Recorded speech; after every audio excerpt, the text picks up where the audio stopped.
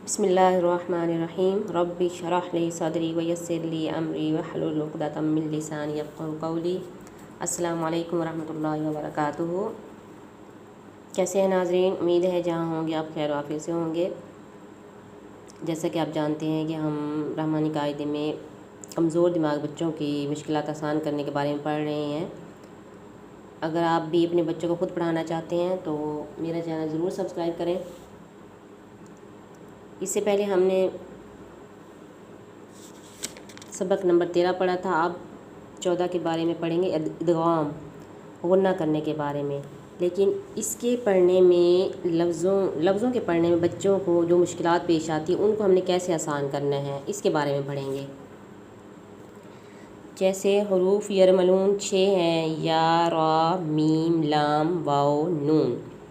इनमें रा और लाम पर अगर शद हो तो गुन्ना नहीं होता है, बाकी 4 अल्फाज पे गुन्ना होता है। जैसा कि ये लिखा हुआ है सामने, बिस्मिल्लाहिर्रहमानिर्रहीम। अब इस लफ्ज़ का हम हिजा कैसे करेंगे? मीम नून या ज़बर, गुन्ना होगा मई मई, या नून ज़बयन मयन, ज़पेज़ु मयंज़ु, रॉपेशरू मयंज़ुरु। अब यहाँ पर ये एक लफ्ज़ पढ़ा दिया मई। अब ये बच्चे को याद हो जाता है, लेकिन कहीं कहीं पर ये लफ्ज़ ज़ेर के साथ आ जाए तो फिर भी बच्चे को समझ नहीं आती कैसे पढ़ना है, या अगर पेश के साथ आ जाए तो कैसे पढ़ना है। ऐसे ही ये लफ्ज़ मई यक़ूलु किताबइन यल्क़ाहु, ये बाकी को कैसे पढ़ेंगे। ऐसे ही राजू लुई, यहाँ पर पेश के साथ लाम है तो ये लुई कैसे पढ़ेंगे, ये ज़ेर में और ज़बर में कैसे पढ़ेंगे, इसके बारे में थोड़ा सा ये लिखा है मैंने। आप भी इस तरह कर सकते हैं अपने बच्चे की मुश्किल आसान करने के लिए। जो कमज़ोर दिमाग बच्चे हैं, अगर आप मदरसा में पढ़ा रही हैं, घर में पढ़ा रहे हैं बच्चों को, तो बहुत ही आसान तरीका है और बहुत ही अच्छे तरह से बच्चे को समझने वाला ये तरीका है।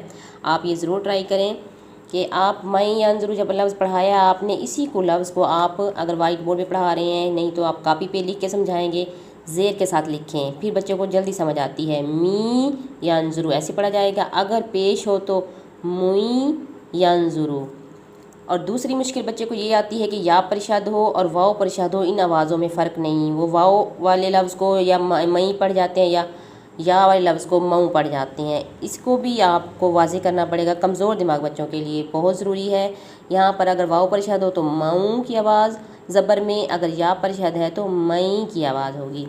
ऐसे ही अगर ज़ेर में है या के साथ मी और ज़ेर में वाओ पे शद है तो म्यू, ये होगी आवाज़।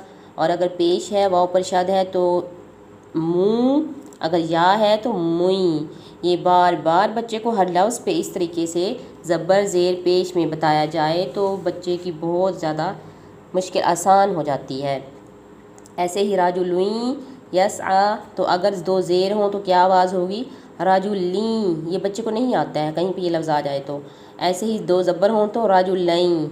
कुछ अल्फाज कुरान पाक में ऐसे नहीं है, लेकिन सिर्फ समझाने के लिए, बच्चे की मुश्किल आसान करने के लिए कोई भी लफ्ज़ आ जाए तो आपने ऐसे करना है। राजू लई, ज़ेर में ली और पेश में लुई। और अगर वाव पर शद हो, लाम पर 2 ज़बर हों तो फिर कैसी आवाज़ होगी? लाऊं। 2 ज़ेर हों, वाव पर शद हो तो ल्यूं, और 2 पेश हों तो वाव पर शद हो तो लूं। बच्चे यहाँ पर लऊं पढ़ते हैं, अक्सर वाव पर शद और पीछे लफ्ज़ पे 2 पेश हों तो उसको ज़बर में पढ़ा जाता है। जैसा कि सूरह उसमें आयतुल कुर्सी में सीना तू लफ्ज़ है, लेकिन अक्सरियत हमारे यहाँ सीना ताऊ पढ़ती है। ऐसे ही कुछ अल्फाज मीम का आ जाए तो मुँह होता है, लेकिन उसको मऊ पढ़ती है। तो इसी ये मुश्किल जो है ना आसान करने के लिए आपको अलग से ये मेहनत करें तो बच्चों को समझ आ जाती है। ऐसे ही किताबइन यल्क़ाहु, अब 2 ज़बर में दिया हुआ है, लेकिन आप उसे समझाएंगे ज़ेर के साथ भी। किताबी या पर शद हो तो, अगर किताब बा पे 2 पेश हो तो किताबुई की आवाज़ होगी। और अगर वाव पर शद हो तो साथ में ये भी समझाना है, बाऊं बीऊं और पेश में बूं। तो इस तरह से आगे ये लफ्ज़ ई या रऊ लफ्ज़ आता है। अब ये लफ्ज़ अक्सर आता है तो आई या पे शद होती है तो ज़बर में आई, लेकिन ज़ेर में ई होता है और पेश में उई की आवाज़ होगी। अगर या पर शद हो तो हमज़ा की आवाज़ में आई ई ऊई। लेकिन ज़्यादातर ये सबक ज़ेर वाला ज़बर में बच्चे पढ़ जाते हैं, बहुत ज़्यादा यही पढ़ते हैं। ई नहीं पढ़ते हैं, उसे भी आई ही पढ़ जाते हैं। और वाव पर अगर शाद हो तो फिर आऊँ यूँ ऊँ, इस तरीके पे समझाएं। ये चीज़ लिख के बार बार उनको समझानी पड़ेगी, आखिरी पारे तक भी समझानी पड़े तो समझाएं इस तरीके से अलग-अलग करके, ताकि बच्चे के जहन में नक्श हो जाए कि किस तरह अल्फाज सही होते हैं। वरना अक्सर देखा है बच्चे जब भी पूरा कुरान पाक पढ़ने वाले बच्चे भी आए हैं, 2-2 साल पढ़ा हुआ जिन्होंने है, लेकिन उनको इस चीज़ का पता नहीं है। उनका जो दिल आता है वो अपनी मर्ज़ी पे, अगर मऊ आ रहा है तो उसकी जगह पे मई पढ़े जा रहे हैं, अगर राजू लुई आ रहा है तो लई पढ़े जा रहे हैं। कुछ पता नहीं, वो एक अपनी मर्ज़ी पे जो उनके मुंह में आया, जो उनको समझ आया, जो उनको समझ आता है बस वही, ये समझ के साथ जैसे चीज़ होती है दिमाग में बैठी होती है बच्चे के, वो चीज़ नहीं है पढ़ने में कुरान पाक।